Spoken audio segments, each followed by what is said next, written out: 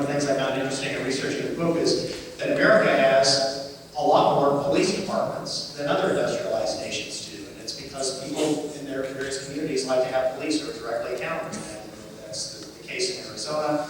At school boards, another great example, and I share the strong opposition to Common Core, by the way, which I think is a very misguided federal policy and an attempted federal takeover of our local school systems.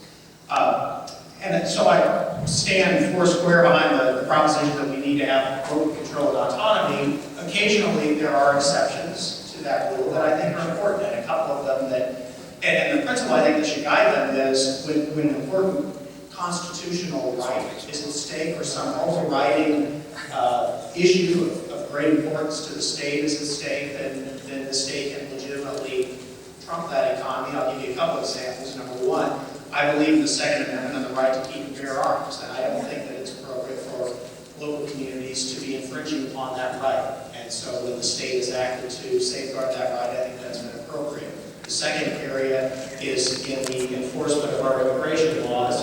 We should not have cities and towns that are refusing to enforce duly enacted laws to deal with crackdowns on illegal immigration. That has been a problem in the past. And so those are a couple of examples of areas where I do differ, do depart from that general